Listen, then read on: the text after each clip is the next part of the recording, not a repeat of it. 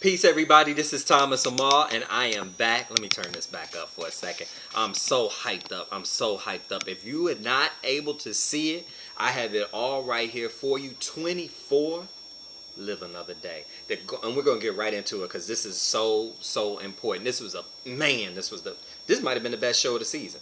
This may very well have been the best show of the season. It was from 7 p.m. to 8 p.m. and it starts right off with all of the political people and the military officials, as well as Audrey, and all of them are in the room looking at the news as they see the stadium is burning, and they see the smoke coming out of the top of the stadium. They don't understand what is going on. She's crying, just ridiculous, right? And then next thing you know, it switches over to the office where Steve and Kate and all of them in the CIA at, and they were saying that we don't understand why they would blow up an empty stadium. Well, Kate told them, well, it wasn't empty, because remember in the previous show, Jack told her what the status would be and what they were doing. Well, she explains to them that the president was in the stadium. So now everybody is having a heart attack. They can't believe it. And now it jumps over to Margot. Margot is telling the son to go ahead. The president stuck to his word.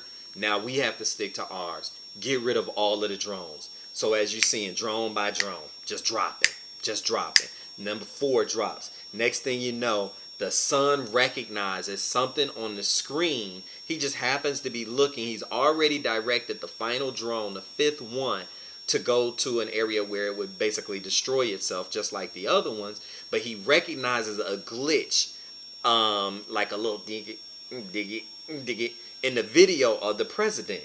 And that's when he realizes that they tricked him. So him and Margot go off, and Margot is like, "Stop that drone! Redirect it! Kill it! Don't let it kill itself." The president is alive. He's sitting out here with Jack, and Jack, he's like, "Well, Jack, why didn't you tell me you were doing this?" He said, "Because I know you wouldn't have went with it." So what they had done is they had looped a video of the president and had him out there, and they had him thinking that the president had been standing there all that time, and it wasn't. The drone picked it up, shot it. The president wasn't there. Jack got him and basically told him, "Look, you have to go dark." The president didn't want to go dark. Jack says, "No, get in the car and let me do what I do."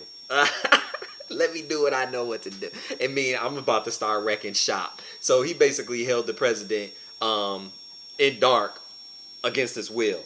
Okay, so Jack called a conference call with all of the military people, the officials, and he basically let them know what was going on and that there is one more drone out there. Okay, and Audrey thanks Jack, blah, blah, blah. Kate is still getting on Steve trying to find out where old boy is, Jordan. And so next thing you know, Margot decides that she wants to strike at a live target, a train station, a park. She notices so many people. She's like, forget trying to kill the president. We're going to kill people, mass. So now Jack and Chloe is trying to figure out what to do. Chloe picks up the phone and calls her old hacker boss, Adrian, which you always know. It's just something about that cat. You knew from day one. Just the way he talked. I just knew something would be up with him, right? So they go to the location. They take fire. Kate, meaning Kate and Eric. They get to the location because now Chloe has figured out where Margot and the son is. So now they're fighting with Margot's crew. And they're trying to find a power source. That's how they feel as though that would be the best way to get the drone stopped. So they hit the power source. Margot decides that she wants to target the Waterloo station, which is like a train station, an area where it's a lot of people. And they set it, the parameters, it's going straight there. They got, I don't know how much time, maybe 5 minutes or something like that. And Margot's son is like, "Look, it's set. Let's get out of here." Margot turns around and pulls a gun on her son. And she's like, "No, we're going to see this to the end, living or dead." Then she kisses him. See, I call that the kiss of death. I knew something was up. I thought she was going to kill him right there.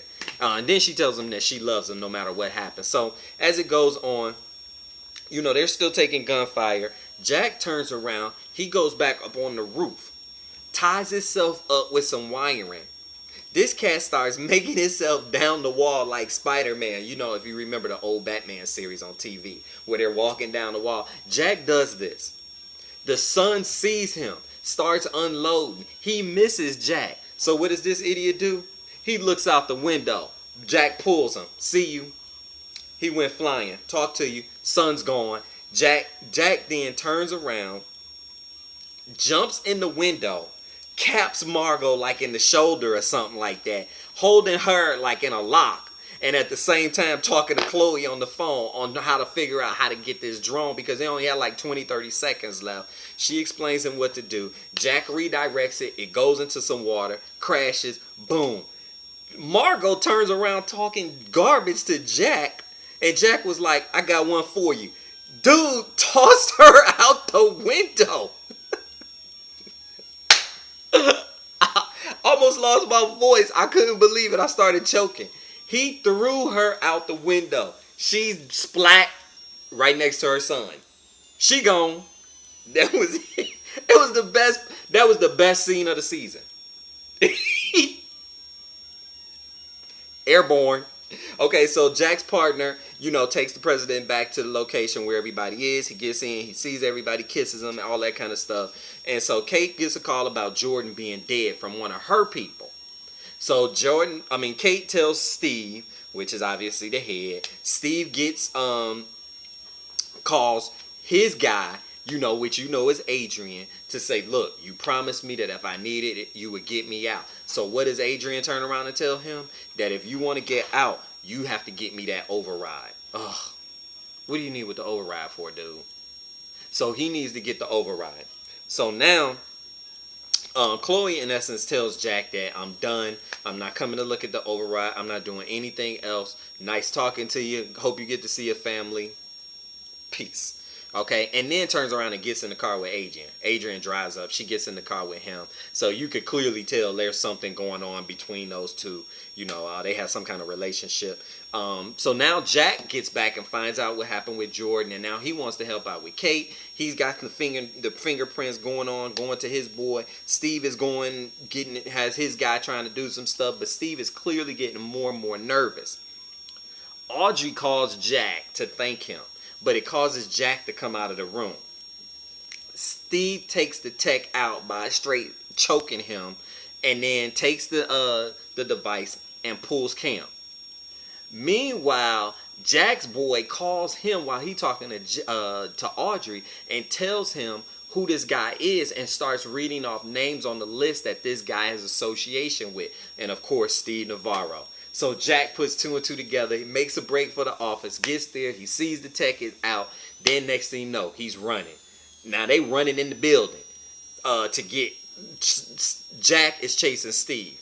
So Steve tells a guard, poor guy, tells the guard don't let anybody out of security breach. As soon as he turns around, Jack is standing there with a 9 in his face, or a 45, whatever Jack rolls with, and then decks him. So that guy, he's out. Poor guy, he ain't know what hit him. He knocks him out. So now Jack is cruising, rolling, and Steve is running like he Carl Lewis because he know Jack is on him. Okay, so next thing you know, they start shooting at each other, blah blah blah, and Jack loses him. Steve gets up and talks to Adrian. They set a meeting point and all that kind of stuff. Next thing you know, Chloe gets back into the car. She stopped off at the store or whatever. She gets back in the car with Adrian and kisses him. See? I told you. Ooh wee. Ooh wee. But this show, as far as the action, the intensity, the storyline, 7 p.m. to 8 p.m. I believe is probably the best show that we've had all season. Thomas Amal, talk to you soon. See you next week. Peace.